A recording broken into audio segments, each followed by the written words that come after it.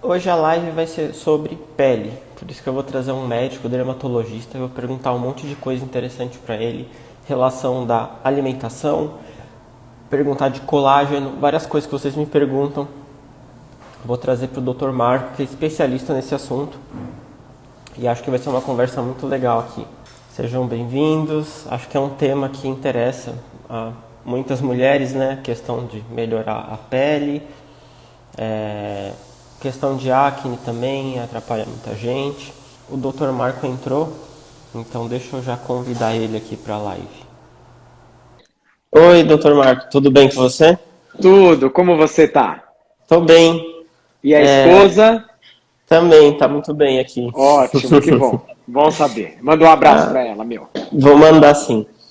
Queria agradecer você ter aceito o convite. Eu sei que vai ser uma live muito legal aqui pra gente, vai acrescentar muito. E eu estava até bem ansioso para realmente fazer as perguntas para você e conhecer muito mais desse assunto aí. Então, obrigado por ter aceito. Imagina. Vamos aproveitar bastante, se Deus quiser. Tá. Eu queria até contar pro pessoal como que eu te conheci, né? Porque a minha namorada, ela tem problema com acne desde que eu conheço ela. Eu conheço ela há 10 anos. E ela já tinha uma longa trajetória aí com a acne. E até uma semelhança com o emagrecimento, né? Que a pessoa que quer emagrecer, ela... Ah, eu tô tentando emagrecer. Ela já tentou, às vezes tá 10 anos tentando emagrecer, 20 anos, 30 anos, já tentou todos os tipos de dieta. E a pessoa para de acreditar que ela vai conseguir emagrecer. E eu muitas vezes eu falo, olha, não, você pode conseguir emagrecer, sabe? Deixa eu te mostrar um caminho e tal. E eu via que a minha namorada, a Júlia, né, ela já não acreditava mais que ela poderia melhorar da acne. Eu até incentivava, vamos tentar um médico diferente, quem sabe? E ela não queria, assim, é mais aquela mesma história, eu já fiz isso, aquilo outro, não adianta, minha pele é assim e tal. E eu reconhecia que tinha muita gente no emagrecimento que me dizia a mesma coisa, né? Ah, não, eu vou ser gorda pra sempre, não tem jeito. E eu não acredito nisso, né? Eu acho que sempre tem um jeito. E a gente encontrou uma matéria sua no UOL, que você dava uma visão diferente da coisa, né? Mesmo assim, ela não se convenceu muito. Eu até te abordei no Instagram, fiz algumas perguntas para você, não sei se você lembra. Aí você falou, Lembro. não, eu trato pessoas incuráveis, né? Entre aspas, faz tempo, é minha especialidade. Vem que a gente vai dar um jeito, assim, deu uma confiança, e aí eu falei com ela, a gente resolveu ir. E eu fiquei muito surpreso, assim, positivamente na consulta, não só porque o tratamento que você passou tá progredindo, né, ela tá melhorando, mas eu fiquei, assim, achei muito legal a sua conduta, no sentido de você realmente trabalha com evidências, deixa transparecer isso, porque a gente lê muito na internet de medicina baseada em evidências, mas, sinceramente, eu nunca tinha visto um médico, assim, usar a evidência na consulta da maneira que você usou, sabe? Você contou qual era o plano, como que ia ser, por que você estava tentando fazer tal coisa. Você não dava certeza do tipo, se você tomar isso, vai acontecer isso. Se tomar isso, vai acontecer aquilo outro. Se não tomar, vai acontecer tal coisa. Porque a gente sabe que não é assim que funciona a ciência, né? São probabilidades e tal. Então eu até pensei, olha, um dia que eu atender, eu gostaria de ter uma conta parecida com do Dr. Marco. Então eu só queria deixar esse comentário aqui que eu fiquei bem feliz assim na consulta. Muito obrigado. Eu me sinto muito feliz de cuidar dela e fico feliz que ela esteja melhorando também. Bom, vamos começar aqui nas perguntas. E a primeira questão é relação de ter sobrepeso e resistência à insulina. Geralmente a pessoa que tem resistência à insulina tem o sobrepeso também. Em alguns casos a pessoa até tem resistência à insulina com um leve sobrepeso, mas essa questão do sobrepeso e da resistência à insulina, ela influencia na questão da acne? Então, você sabe que essa é uma questão super importante para discutir, né? É um ponto que a gente precisa ir um pouquinho mais profundamente para ter uma noção mais importante. O que eu gostaria de começar dizendo? A gente sabe que a gordura é um tecido endocrinológico. A gente sabe que a gordura é capaz de fazer conversões hormonais. E de maneira geral, a gordura é capaz de aromatizar a testosterona, transformando ela em estrógeno. Então, na minha cabeça, era um pouco difícil de entender o efeito sobrepeso, obesidade sobre a pele, porque existia esse conceito importante da gordura funcionando como um órgão endocrinológico. Mas os trabalhos foram avançando, e como você comentou, eu gosto muito dessa história da evidência científica e como as coisas trabalham. Até que nos últimos 10 anos, entendeu-se que nos pacientes com sobrepeso e obesidade, quem rege o efeito sobre a glândula sebácea é justamente a resistência periférica insulínica e não a aromatização dos tecidos. Então ele se sobressai a esse primeiro efeito. E aí várias publicações começaram a aparecer. Primeiro vinculadas à obesidade. A nossa melhor revista dermatológica mundial, ela chama-se Blue Journal. E ela tem um trabalho muito interessante mostrando, por exemplo, que obesos têm a pele mais oleosa, que ela tem a ativação mais intensa da glândula sebácea. E para quem está começando a assistir aqui a live, a glândula sebácea é o núcleo, o alvo da acne. Outros trabalhos sequenciais mostraram uma coisa ainda mais interessante do que essa. Pacientes que tinham uma doença congênita, importante, genética, no qual eles não produzem IGF-1, nunca desencadeiam acne. Ou seja, esses pacientes que geneticamente jamais terão resistência periférica insulínica aumentada, não têm acne. Nem pele oleosa, eles têm outras doenças, mas eles não evoluem com acne. Então as evidências foram se juntando, foram se alinhando, e hoje a gente passou a valorizar muito mais a história da resistência periférica insulínica no comportamento da pele. Ela vai levar diversas consequências. Uma delas, que é o que a gente passou a discutir aqui nesse momento, é o aumento, o desenvolvimento e ativação da glândula sebácea. Mas eu queria chamar a atenção só de uma coisa que você colocou, Felipe, que eu acho que é importante para quem está assistindo. Embora seja mais comum encontrar resistência periférica insulínica aumentada no sobrepeso e na obesidade, muitas das vezes é importante investigar também nos pacientes não obesos ou sem sobrepeso, porque em situações de doenças endocrinológicas, como a síndrome do ovário policístico, por exemplo, eu posso ter uma paciente magra com resistência periférica insulínica aumentada que eu preciso orientar. Então, essa história ela vem numa evolução, Fê. Primeiro, sem dúvida, a gordura é capaz de aromatizar os hormônios. Mas, mais importante do que a aromatização, é a resistência periférica insulínica que se sobrepõe a esse efeito. Então, sim, para não ficar em cima do muro na sua resposta, sobrepeso e obesidade estimulam oleosidade e acne para a maior parte dos estudos científicos. Ah, bacana. E a gente vê muito relato assim, de pessoas que, sei lá, mudaram a alimentação e de quebra resolveu a questão das espinhas, né? Então, muita gente até vê a alimentação como algo milagroso nesse sentido, mas é porque justamente a má alimentação que estava mais causando algum problema do que o que ela passou a comer, que é mágico, né? Mas também existem pessoas que são magras e têm problemas com espinhas, é só uma das causas, né? E ainda nessa questão da alimentação, o que a gente ouve muito, assim, de senso comum, né? E às vezes até de alguns médicos, é que alguns alimentos podem desencadear mais espinhas, né? E agora eu gostaria de citar alguns, por exemplo, falando do queijo, do leite, do chocolate, do próprio whey protein, o suplemento proteico, né? E eu queria que você comentasse um pouco como que funciona essa relação, assim. Tem Legal. realmente alimentos, é individual, como que funciona? Vamos entender o seguinte. Primeiro, a acne é uma doença chamada de multifatorial. Gosto de explicar para os meus pacientes assim. A infecção urinária não é multifatorial. Ela é causada por uma bactéria que penetra no sistema urinário. Você toma um antibiótico, trata a infecção urinária e fica bom de novo. A acne não.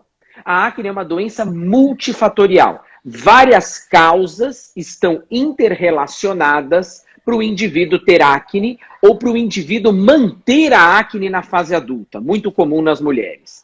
Então, não adianta a gente tirar um pé só dessa história. Eu preciso tratar a história como um todo. Então esse é um prefácio importante para a gente entender. O que a gente sabe que está mais certo, Fê? Mais certo que eu diga é o seguinte: a ciência evoluiu entendendo a causa e a dieta restritiva melhorou a acne e a oleosidade. Em primeiro lugar estão os alimentos de alta carga glicêmica.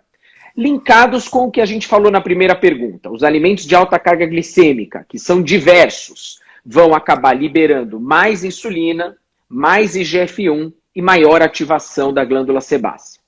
Isso está bem documentado. E como que os cientistas conseguiram ter certeza disso? Eles promoveram dietas de baixa carga glicêmica e conseguiram observar melhora da oleosidade e melhora da acne. Então, ok, está estabelecido. Em segundo lugar, em 2018, uma revisão sistemática, que é um conjunto dos melhores artigos publicados sobre um tema, em 2018, a gente está falando menos de 3 anos atrás, conseguiu constatar que sim, os leites e os derivados podem influenciar negativamente a acne. E isso não tem absolutamente nada correlacionado ao seu açúcar. O leite é um alimento de baixo índice glicêmico, mas é um alimento rico em IGF-1 e outros aminoácidos importantes que desencadeiam essas vias. Então esse trabalho, ele acaba mostrando para a gente que, em alguns casos de maneira leve, em outros casos de maneira intensa, leite e derivados podem piorar a acne. Então é o segundo ponto importante que a gente deve discutir com os nossos pacientes. O terceiro ponto são as questões polêmicas, as questões que vira e mexe sempre vem. Então, por exemplo, chocolate. Chocolate não tem boa evidência científica nem pró, nem contra a acne. O que eu quero dizer é, tem lá um trabalho com 50 pacientes que o chocolate piorou a acne. Tem um outro trabalho com 60 pacientes que o chocolate não piorou a acne. Então a gente ainda está dentro de uma falta de uma evidência científica. É claro que quando eu me basear, por exemplo, entre um chocolate ao leite e um chocolate meio amargo, e eu entender a diferença de carga glicêmica de cada um, eu não estou estudando aqui o alimento chocolate, eu estou estudando a quantidade de açúcar liberada. E aí sim, o chocolate ao leite é um fator desencadeador da acne. Mas comer chocolate não necessariamente está comprovado como fator negativo. Alimentos gordurosos, coisa que a gente escuta no consultório todo dia. Alimentos gordurosos não vale a pena ingerir para a saúde. Você sabe muito bem disso e você discute muito bem isso no seu canal, na sua página. Mas alimentos gordurosos e acne caem no mesmo grupo do chocolate. Há informações para influência negativa e informações para nenhuma influência. Então a gente precisa tomar cuidado. E o whey protein, tão na moda, tão utilizado, tão discutido.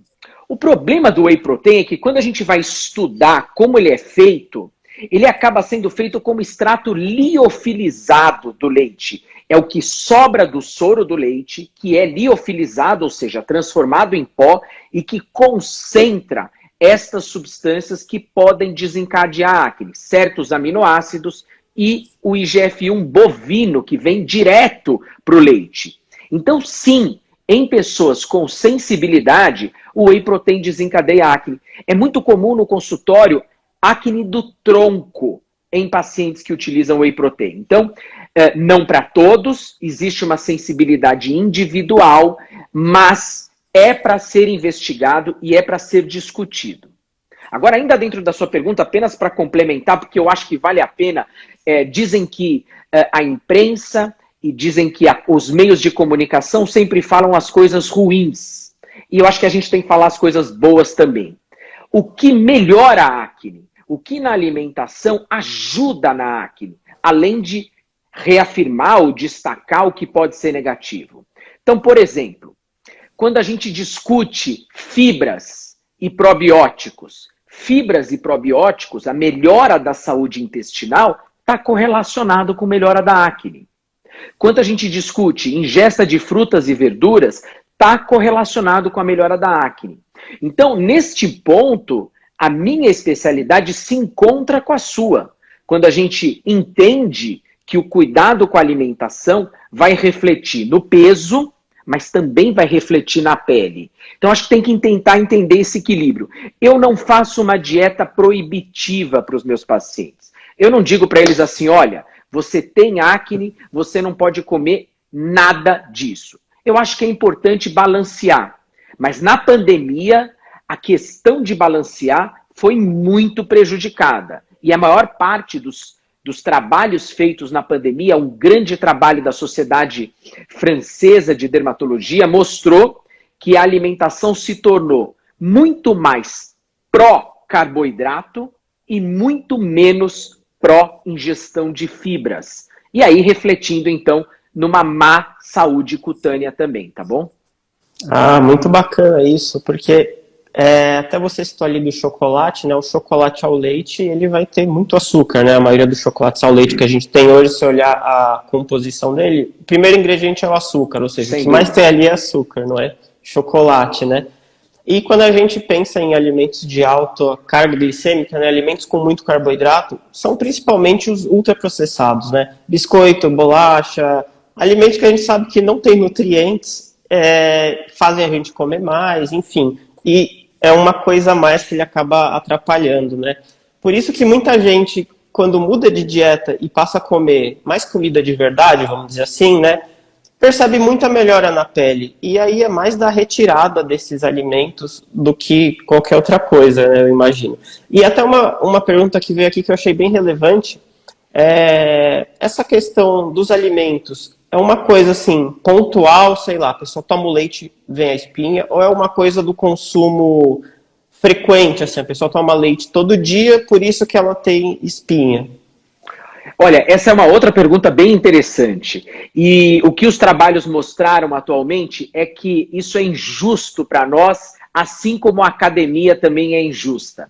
Ou seja, se a gente fica 2 semanas sem treinar, o rendimento nosso de meses a fio treinando cai muito. É justamente o que acontece com a questão alimentar e com a pele. Se você vem se alimentando muito bem, evitando os alimentos processados, aumentando a ingesta de fibras, tem um bom trânsito intestinal. Eu sempre falo com as minhas pacientes, principalmente as mulheres, hábito intestinal diário. Precisa ir ao hábito intestinal todos os dias. Quando você une todos esses fatores, você começa a perceber com algumas semanas a influência da dieta na pele. Porém, esses mesmos trabalhos mostram que quando você pisa na jaca em um final de semana, em poucos dias você vê a influência negativa sobre a pele. E eu vou te dar um exemplo pessoal meu.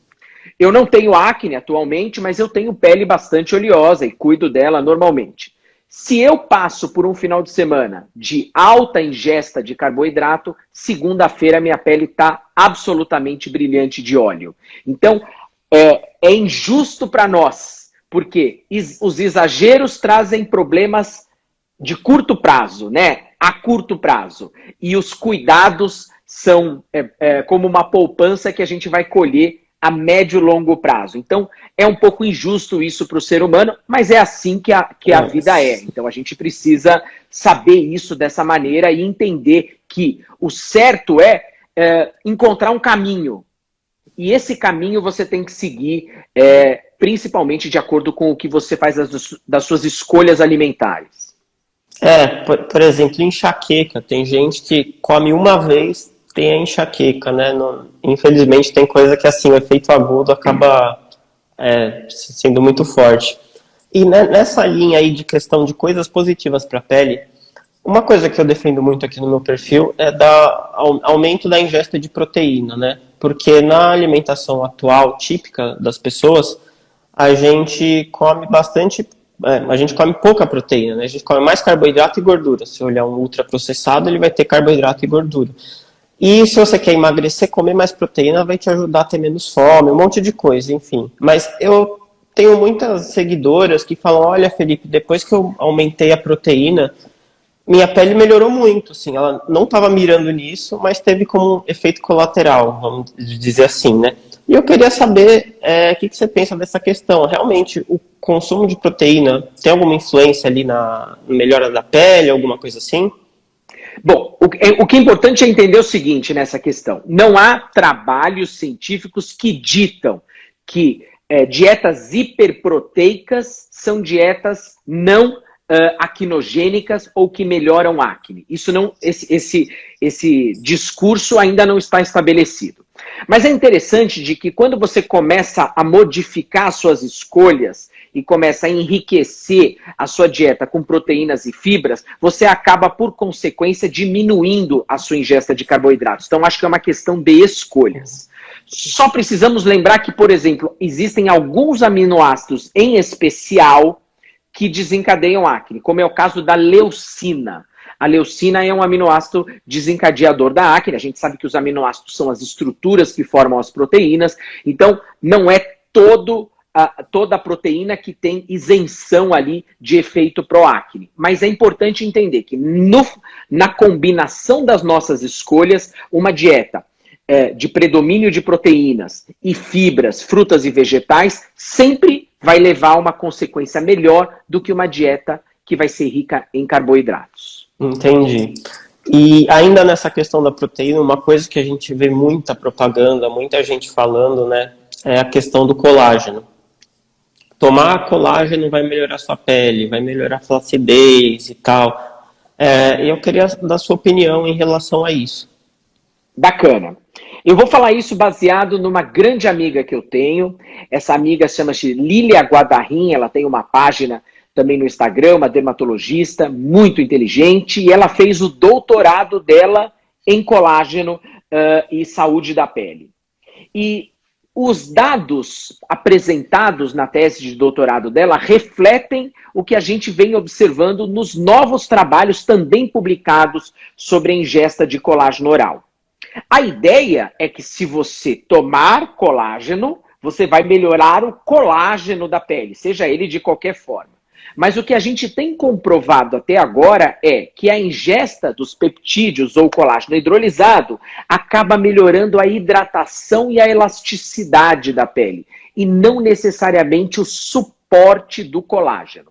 E isso é uma coisa que a gente precisa entender. Eu acho que a verdade tem que transparecer. E é o que a ciência tem mostrado. Então, isso é uma coisa que a gente já vê na parte ortopédica, na parte que analisa o uso, por exemplo, de suplementação de colágeno para melhorar dores articulares. Você não reconstrói a articulação tomando colágeno, mas você melhora a hidratação das articulações. E, curiosamente, é justamente o que a gente tem observado para a pele.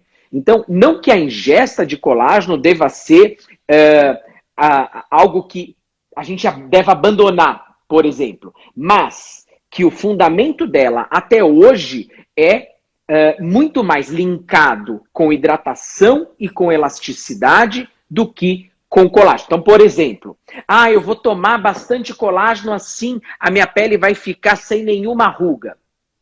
Não é isso que acontece na verdade, né? Existem muitos outros fatores vinculados. Então, acho que se você quer fazer a suplementação do colágeno, sabe que o fundamento principal é melhorar a hidratação cutânea, ótimo. Vamos em frente. Agora, se você quer por outro motivo, é importante ficar atento ao que é publicado para você não estar tomando uma coisa que não vai levar ao resultado que você quer. Geralmente quando a pessoa começa a tomar o colágeno, ela está pensando realmente, isso aqui vai até rejuvenescer, assim, uma coisa bem... Até as próprias propagandas, né, das empresas, assim, é bem agressiva nesse sentido, né? E até dessa questão do colágeno, né, acho que até tem uma certa relação com a proteína, porque eu creio que aumentar um pouco a ingestão de proteína acaba ajudando nessa questão da proteína e vitamina C, né?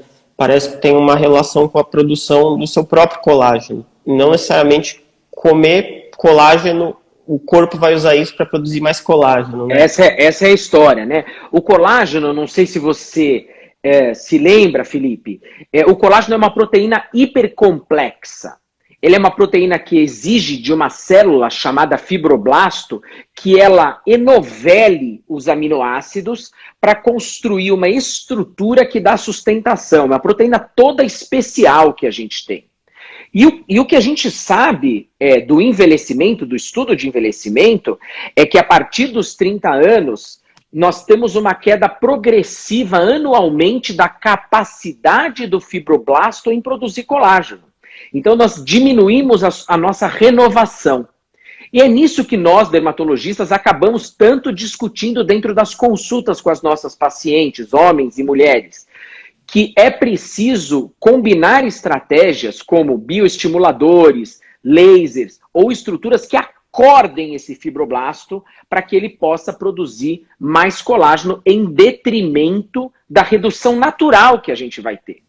Então hoje você consegue ver, por exemplo, dizem o novo 50 anos, o novo 60 anos. É porque essas pessoas entenderam a necessidade de equilibrar essas deficiências naturais que vão acontecendo com o envelhecimento. Eu vi recentemente uma postagem das novas mulheres de 50 anos, incríveis assim, elas parecem que têm 30 anos. Mas é porque houve toda uma mudança de discussão sobre isso. Então é uma luta que a gente tem contra uma célula que tem toda uma dificuldade de produzir uma proteína que é muito especial, que é o colágeno.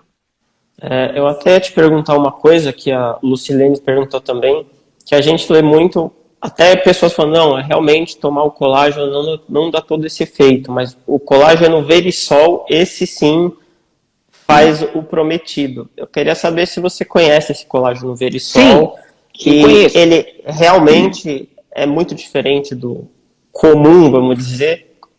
O colágeno Verisol é um colágeno que tem um pouco mais de trabalhos que mostraram essa realidade de efeitos tecnicamente perceptíveis com metodologias de análise. Então, não são aquelas relações subjetivas, do tipo, depois de algumas semanas, você sentiu a sua pele melhor. Não, existe toda uma mensuração, equipamentos que vão lá analisar. E quando a gente vai na literatura dos diferentes colágenos utilizados e observamos os trabalhos com Verisol, a gente consegue observar esses resultados de mensuração melhor. Então, na prática, é o que eu acabo recomendando. Eu tenho mais simpatia científica para essas publicações. Entendi. Então, se for para tomar colágeno, se a pessoa quiser, o Verisol parece que é um pouco melhor. Entendi. Embasado. Entendi. Outra coisa que parece, viu, Felipe? Desculpa, eu tinha me perdido numa coisa importante que eu queria falar, a gente precisa lembrar que com o processo de envelhecimento, todo o nosso sistema de construção celular vai perdendo a capacidade de renovação. E isso é natural, né? Nós não vamos ficar aqui para sempre. Então, os trabalhos estão começando a fazer algumas divisões por faixas etárias, o que é bem interessante. Por exemplo, se uma mulher de 40 anos tomar colágeno, qual vai ser a resposta dela? Será diferente de alguém com 60 anos tomar o colágeno? O que aparentemente é muito lógico, porque todos os sistemas vão se modificando. Então, devem vir trabalhos agora separando as faixas etárias e entendendo aonde você tem o ganho maior, aonde você consegue o melhor resultado, que a gente não tem ainda e que talvez seja muito importante, sabe? Ah, entendi. Acho que essa questão do colágeno ainda está engatinhando cientificamente, vamos dizer assim, né? Quem sabe em alguns anos a gente vai conseguir ter uma visão um pouco melhor. Agora, eu queria entrar numa outra questão aqui. Eu até te perguntar o que você costuma recomendar em relação à alimentação, mas acho que você acabou respondendo já o que você recomenda. E eu queria comentar aqui de um movimento que eu já vi na internet, que ele é chamado de Water Only, só água, né? Eu não sei se você já ouviu falar, mas são pessoas que defendem que ao invés de você usar um monte de produto, um monte de sabonete, um monte de creme, você use só água no rosto e tal. E eu já vi várias pessoas falando, olha, eu comecei a aplicar o Water Only e minha pele melhorou muito. Mas eu queria saber, assim, O que você pensa em relação a isso? E queria ouvir você falar sobre essa questão do water only. Tá, eu vou te dar uma visão do pensamento embasado em algumas coisas importantes. Bom, primeiro, uma das coisas que mais me chamou a atenção quando eu comecei na dermatologia, uma das coisas que mais brilhou aos meus olhos quando eu comecei a estudar dermatologia foi um estudo publicado na Europa que mostrou qual era o efeito do uso de uma substância extraída da vitamina A, chamado ácido retinóico, no rosto de uma paciente. Ali tinham pacientes do sexo feminino e masculino por 6 meses, comparado com o outro lado do rosto que não utilizou. Esse trabalho ficou clássico na dermatologia. E esse trabalho sofreu uma crítica enorme, ao invés de sofrer um elogio. Você tem ideia por quê? O que aconteceu com esse trabalho? Imagino que seja porque o rosto da pessoa ficou muito marcado ali.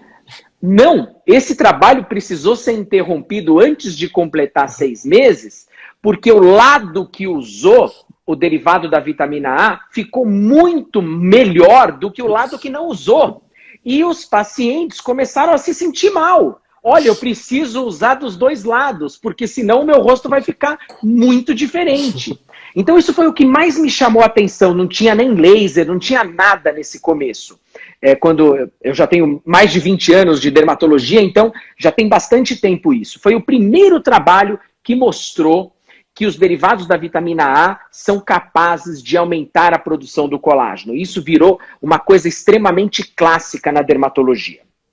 Então, sim, existem muitos produtos que, quando bem usados e quando bem indicados, vão melhorar a textura, os poros, as manchas e a elasticidade da pele. Isso é uma verdade absoluta.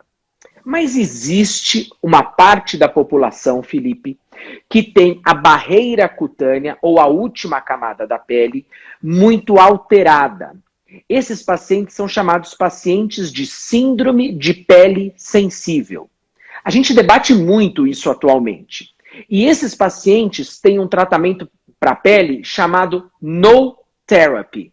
Ou seja, muitas das vezes, por uma sensibilidade tão grande à pele, não fazer nada é melhor do que fazer alguma coisa para esses pacientes. E aí isso foi chamado water only para alguns midiáticos que falaram sobre essa estratégia. Então, o que a gente precisa entender é que não cuidar da pele é algo para uma parcela minúscula da população que tenha uma síndrome da pele sensível. E eu ainda nem sou tão radical, eu acho que existem alternativas para isso.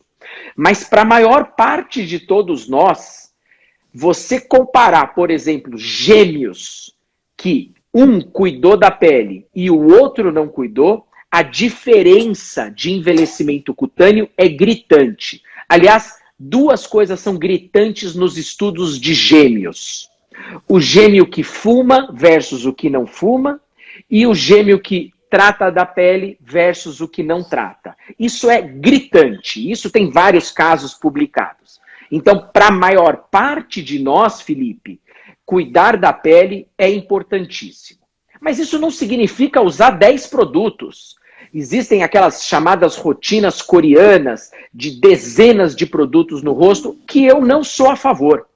Eu prefiro muito mais a escola nórdica, que é a favor de um regime de produtos de poucas coisas e poucas e importantes indicações para cuidado da pele, como um bom higienizador para a pele, uma boa fotoproteção para a pele, um bom creme hidratante para a pele. Então, regimes simplificados, na minha opinião, dão muito mais resultado do que regimes complexos. Às vezes eu vejo no Instagram, né, a pessoa filmando o banheiro ali com 19 tipos de cremes que ela usa durante o dia.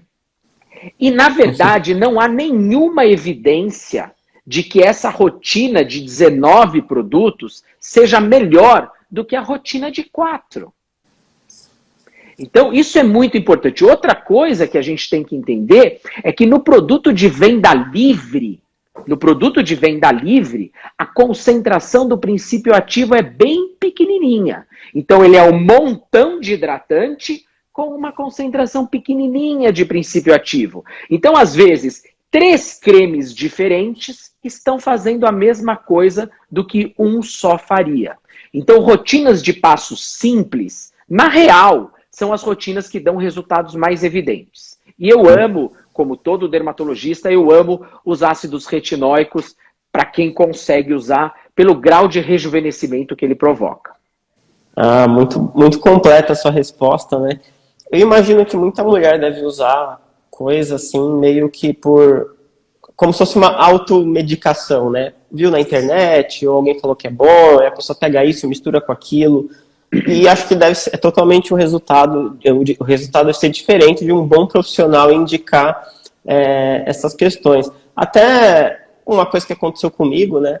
Que eu fui numa dermatologista um tempo atrás, até fazer um procedimento aqui para encher aqui e ficar com menos bolsa.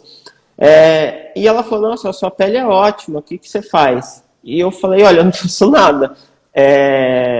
Não porque eu resolvi aderir ao Water Only, mas, sei lá, acho que a maioria dos homens não faz nada. Eu não faço nada. Eu falo, mas você lava com o quê? Eu nem lavo meu rosto, na verdade. Eu só tomo banho e cai água na minha cara, assim. E aí eu saí de lá e ela me passou várias coisas para passar no rosto, e inclusive uns manipulados que ela fez na hora, de uma farmácia de confiança. Eu fiquei até meio desconfiado, assim, porque, poxa, se ela for que minha pele tá tão boa, e aí ela me passa uma prescrição de R$500, ela fala, é pouca coisa. Aí eu vi lá 500 e poucos reais para passar no rosto, e eu fiquei meio assim pensando até, será que esse skincare é algo baseado em evidências? Ela consegue me olhar e prescrever um manipulado na hora, e ela sabe que isso vai melhorar a minha pele? Eu queria que você comentasse essa questão. Bom, eu acho que nada tá tão bom que não possa melhorar um pouco, Fê. Então, eu acho que a gente tem, individualmente, situações que a gente possa melhorar, e isso é muito frequente. Outra coisa que eu preciso contar para você é que a demanda dos homens no consultório para cuidado com a pele, nos últimos 5 anos, explodiu. Se eu não tinha tantos pacientes homens pedindo cuidados com a pele, hoje eu posso dizer para você que o meu consultório é 50-50. 50% homens, 50% mulheres, nesse quesito que você está discutindo. Agora, existe uma diferença entre o que tem mais evidência científica, o que tem menos evidência científica, ou então a pergunta que a pessoa faz é, bom, se a minha pele está boa, o que eu faço para manter ela boa? Já que você está dizendo assim, olha, eu achei a sua pele bacana. Ótimo, então como eu posso continuar com ela bacana? Uma vez que eu acabei de contar para você que a partir dos 30, 35, 40 anos, o colágeno vai fazer assim. Existe uma coisa que as pacientes dizem no consultório, Felipe, que é o seguinte, minha pele descolou do rosto de repente. E isso há pouco tempo atrás não, mas agora ela descolou. Então, enquanto a gente tem todo esse arsenal de produção das nossas enzimas, das nossas proteínas, da nossa genética, tudo vai funcionar maravilhosamente bem. Mas se você não se preocupa em cuidar para as próximas etapas da vida, você mesmo vai perceber que a gente começa num determinado momento ladeira abaixo. Então, o que a gente sabe de importante e que é mais descrito na literatura médica? Número 1, eu sei que você vai abordar isso, mas eu vou só tocar nesse ponto, não vou me aprofundar ainda. A fotoproteção solar e os maus hábitos de saúde. Então, quanto menor a radiação sobre a pele e quanto melhor você cuida da sua saúde, mais você protege o que você tem como uma poupança que você vai continuar bem por mais tempo. Né? Então, quando você compara, de novo, os que se alimentam mal, os tabagistas, e aí eu estou falando comparações intrínsecas, né? Falei sobre o exemplo de irmãos gêmeos ou irmãs gêmeas. A gente percebe que o ritmo da aceleração do envelhecimento é muito maior em quem não cuida. Quando você compara, por exemplo, pessoas de mesma família com relação à exposição solar, por exemplo, um irmão ama ir para a praia, enquanto o outro é mais caseiro, com pouca diferença de idade. a partir de determinada idade, abre um abismo entre a qualidade da pele de um e de outro. Então isso é uma coisa muito importante que a gente precisa cuidar. Agora, este paciente que está com a pele boa e terminando a sua pergunta, eu acho que o importante é ofertar para ele as orientações para que ele continue com a pele boa. Então, olha, é importante você usar um bom filtro solar, é importante você usar um higienizador ideal para a pele, e eu te explico a questão da higienização, e é bom você usar um hidratante bacana para a pele para reduzir a produção natural dos radicais livres. Por que um higienizador para a pele do rosto e não um sabonete comum? E uma das coisas que a gente sabe desde a década de 80 é que as necessidades de higienização facial são diferentes da necessidade de higienização do corpo e diferentes das necessidades de higienização do genital. Tanto que se você for numa farmácia, você vai ver que tem ali uma linha toda dedicada, por exemplo, à higiene do genital da mulher. Toda específica, baseada num pH e numa não agressividade. E o que a gente sabe é que para a pele facial do rosto, a gente também deve buscar produtos que se adequem ao pH natural da pele. Então, produtos com pH mais ácidos, com 5,4, 5,5, são ideais para o rosto. E produtos de pH neutro ou discretamente alcalino são utilizados para o corpo. E à medida que você passa a diferenciar isso, você vai sentir diferença na sua pele. Isso eu posso te deixar absolutamente claro. E isso não significa gastar muito. Isso significa gastar direito. É diferente essa história, né? Não é gastar muito e sim gastar direito. Então eu acho que assim, são pequenas coisas que você pode dar um passo interessante para o que está bom melhorar ou o que está bom manter. Eu acho que isso é fundamental. Eu fiquei convencido sim. É que é diferente você chegar lá, olha, passa a usar umas coisinhas aqui, aí eu vou ver o negócio dá R$500, assim, do nada, né? Mas pela toda a sua explicação que você falou ali, realmente, ainda mais eu sou uma pessoa que não se preocupa muito com a aparência, mas agora aparecendo na internet e tudo, eu acho que eu vou começar a cuidar mais da pele, sim. A gente até pode conversar na próxima consulta ali da Júlia, mas realmente fiquei convencido que talvez valha a pena eu passar alguma coisa. Eu vou perder o quê? 5 minutos e talvez eu tenha um benefício aqui. Então vou começar a olhar um pouco disso aí.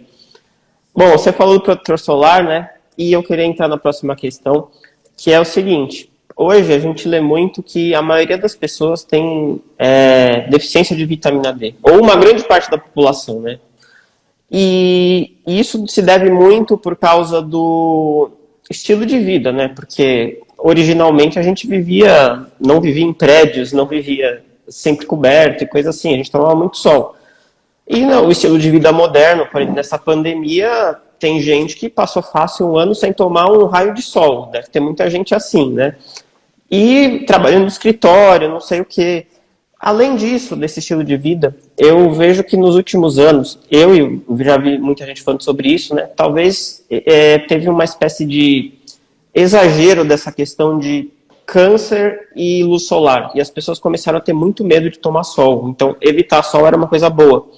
Hoje eu já vejo que as coisas parecem que estão tomando um outro rumo. Assim, não, se fala bastante da importância de tomar sol. Outro dia eu vi até o seu story, você tomando sol. Então já se sabe a importância da vitamina D, tanto que tem gente que começa a suplementar a vitamina D, mas também já tem estudos que mostram que uma coisa é você ter a vitamina D alta, porque você naturalmente tem, porque você tomou sol. Outra coisa é querer tomar uma cápsula e querer o mesmo benefício, né? Até uma seguidora uma vez mandou, eu não gosto de tomar sol, prefiro tomar em cápsulas. Aí eu falei, olha, você pode até tomar vitamina D em cápsula, mas não é exatamente tomar sol, né? Mas enfim, e a gente sabe também que essa coisa de o sol não fazer bem para a estética da pele é uma coisa que tem até uma tradição antiga. Eu já vi até quadros assim egípcios que eles colocavam as princesas, não deixavam elas irem para o sol para preservar a beleza da pele, né? Então é uma coisa que a gente sabe que realmente tem ainda aquelas fotos de caminhoneiros, por exemplo, né, com a pele manchada. Então eu queria saber o seu take dessa questão de saúde da pele, importância de tomar sol, questão do câncer. Como você vê tudo isso, assim? Tá bom, então vamos lá. Essa pergunta vai ter uma resposta um pouco mais longa, porque eu acho que a gente precisa ofertar esse tipo de informação. Bom, o que acontece? A principal radiação solar que é importante para que a nossa pele produza vitamina D é o UVB, é a radiação ultravioleta B, que infelizmente é a radiação, é o componente da radiação solar que mais está relacionado a desenvolvimento de câncer de pele. Outra coisa que a gente sabe é que quando a gente orienta a fotoproteção solar, que não é só o uso do protetor, mas o uso de medidas que protejam da radiação solar, como óculos, chapéu, luvas, você reduz pelo menos 50% a chance de ter câncer de pele. Então, assim, de novo, absolutamente importante usar a proteção solar de maneira consciente.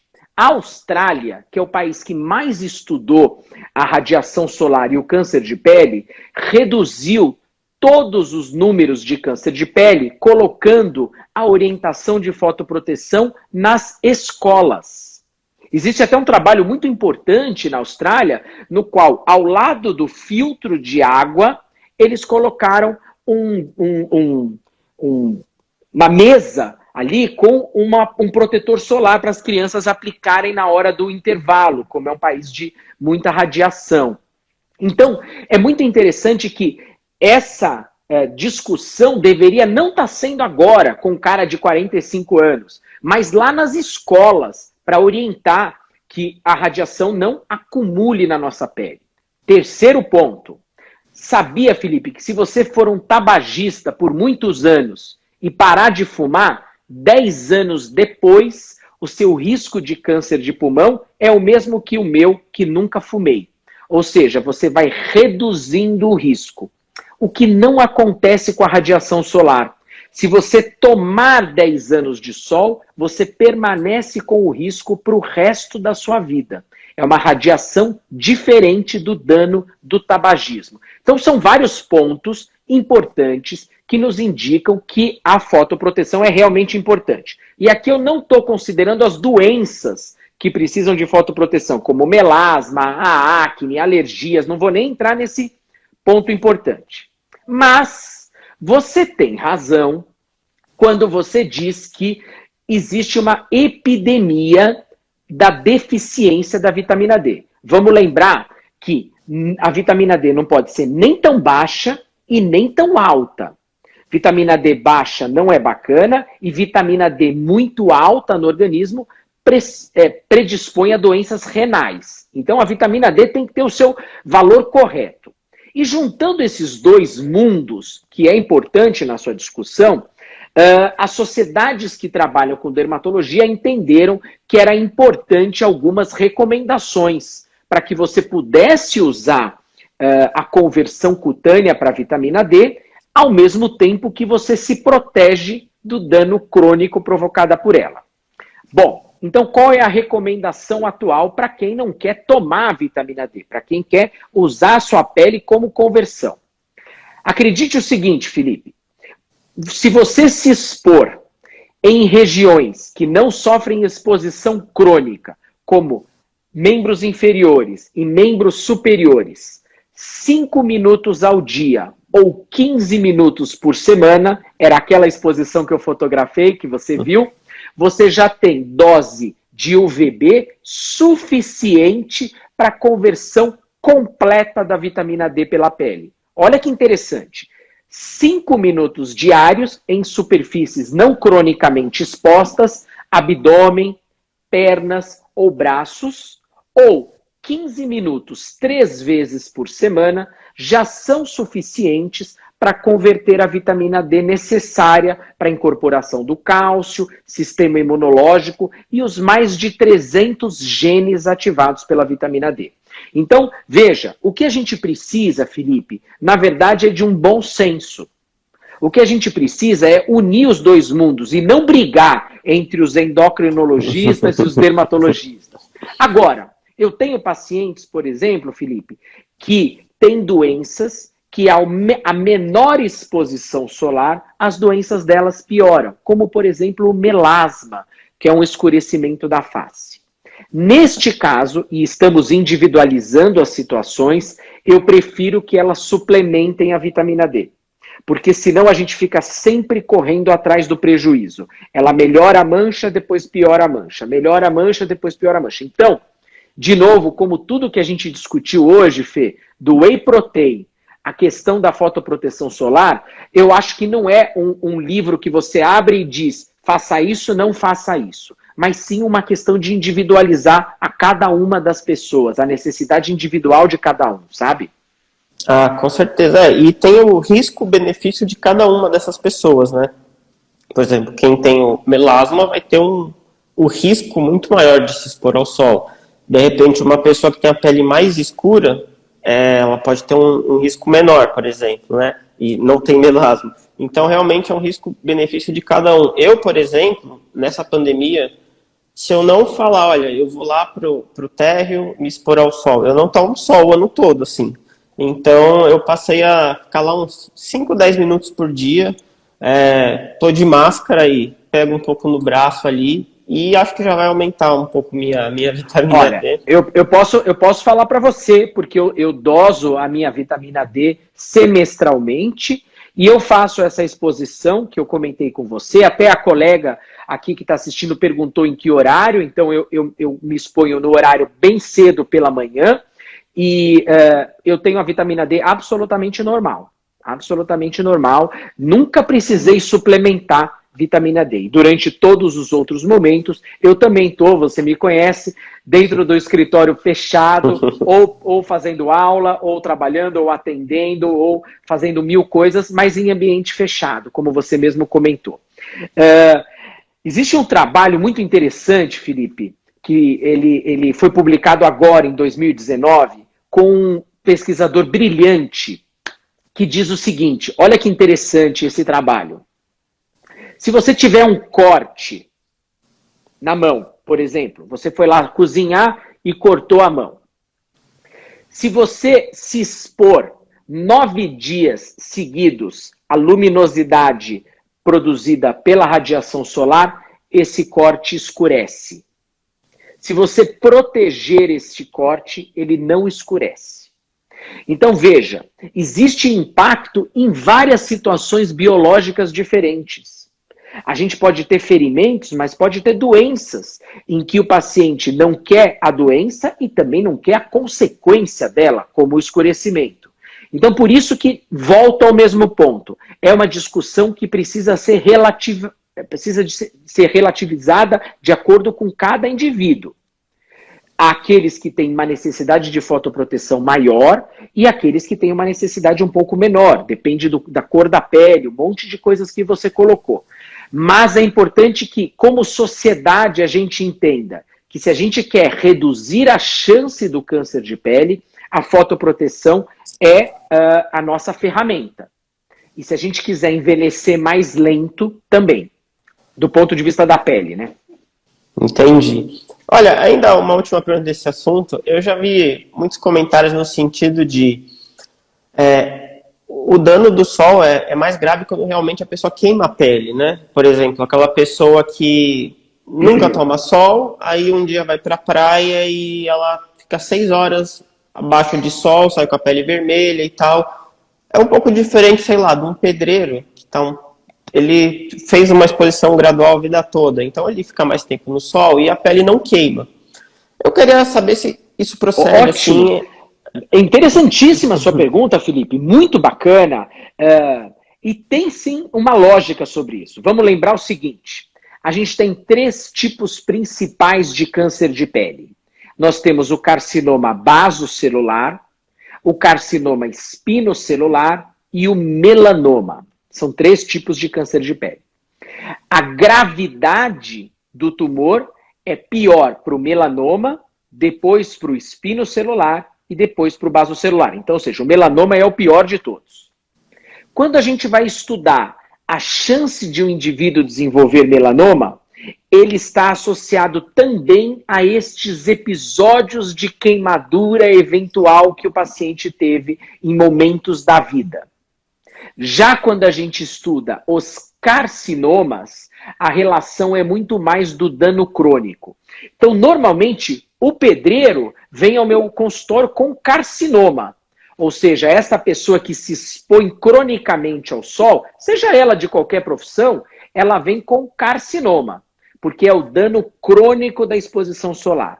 E quando a gente observa e vai examinar, por exemplo, as costas do paciente, encontra uma lesão perigosa ali que precisa tirar, com suspeita de melanoma, o histórico de exposições com queimadura solar é sempre positivo. Então, esta modalidade que você descreveu é verdadeira.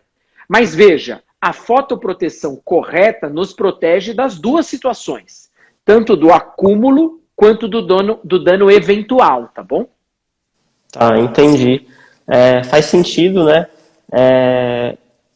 E acho que ficou bem completo. Bom, essas eram as perguntas que eu tinha para fazer. Acho que ficou bem completo aqui. E eu queria que você ficasse à vontade para dar uma mensagem final aqui em relação ao que a gente conversou. Se você quiser falar outras coisas, fique à vontade, falar também dos seus cursos. Pode ficar à vontade. Legal, Felipe. Não, eu queria, de verdade, eu queria agradecer. Eu sempre achei que a função do médico é, além de tratar, além de estar junto do paciente, além de prover a informação, é distribuir a informação atualizada. Então, tá conversando com alguém que não é do meu núcleo ali, né, só de dermatologistas, só de médicos, para mim também é super importante e também é uma função que eu acho que o médico tem que ter na sociedade. E a gente tem essa possibilidade de discutir isso com essas novas mídias, o Instagram oferece isso e outras mídias importantes que a gente tem. Eu acho que esses temas que você abordou hoje são temas que diz respeito não só à pele. Isso que eu queria que ficasse de mensagem, sabe, Felipe? Eu acho que essas discussões têm relação com a nossa saúde como um todo. Então, as escolhas alimentares, as escolhas dos hábitos, a prevenção, o que está bom, como a gente mantém, o que a gente pode coordenar para melhorar o que não está legal. Então, isso tem a ver com a questão saúde, que é muito mais importante do que a gente apenas olhar para um tecido, para um órgão, para uma estrutura. Então, eu queria te parabenizar. Eu acho bacana essa ideia. Eu vi lá, você fez toda uma agenda de profissionais que você vai trazer para discutir. Muito bacana. Eu acho que quanto mais multidisciplinar, isso vai ser melhor. Eu fiz meu doutorado num programa chamado de medicina translacional. O que é medicina translacional? Todo profissional envolto com a saúde pode participar desse programa. Não importa o que ele fez. Não é um programa para médico, não é um programa para enfermeiro, não é um programa para fisioterapeuta. É um programa para quem lida com a saúde. E foi uma honra, porque é um programa de nota CAPES muito alto e eu me sinto muito honrado de ter feito o doutorado nesse programa. Mas é isso. Bacana, obrigado e que você tenha muita saúde. Um beijo para sua namorada e que a gente possa se ver logo lá no consultório. Obrigado. Eu acho que é muito importante isso que você falou. E às vezes até o próprio paciente, né? Às vezes ele se apega a um único número de exame, assim, ao invés de pensar na saúde como um todo, né? E acho que quanto mais de uma forma ampla a gente vê saúde, melhor. Veio várias perguntas aqui, mas acho que não vai dar tempo da gente ver hoje. Mas quem sabe a gente faz uma live no futuro, tem até gente pedindo, faz outra, que passou rápido e tal. E sempre que a gente abre esse tipo de live, o pessoal acaba vindo com muita pergunta, né? Mas é isso, muito obrigado, foi bem legal. E eu agora que eu lembrei você falando, desculpa, no começo da live eu não pedi para você se apresentar. Você quer só se apresentar rapidamente para quem gostou de você e quiser entrar no seu perfil para saber mais? Quero, Felipe. Se alguém quiser acompanhar um pouco mais sobre acne e rosácea de maneira mais profunda, que possa seguir o meu Instagram, que é MR Dermatologia, que é Marco Rocha Dermatologia, por isso MR. Está convidado, segue lá, eu publico tudo que a gente estuda, tudo que a gente participa. É um Instagram voltado para conhecimento, é para aprender um pouco mais sobre, fundamentalmente, acne e rosácea, tá bom? Obrigado, Felipe. Obrigado e até a próxima. Até mais, pessoal. Tchau, cara. Até logo. Vai ficar salva a live, tá, pessoal? Vai ficar salva, então quem pegou um pedaço e tal, ou quer mandar para alguém, vai ficar salvo. Até mais, boa noite para todo mundo. Tchau, querido. Até logo. Tchau. Um abraço.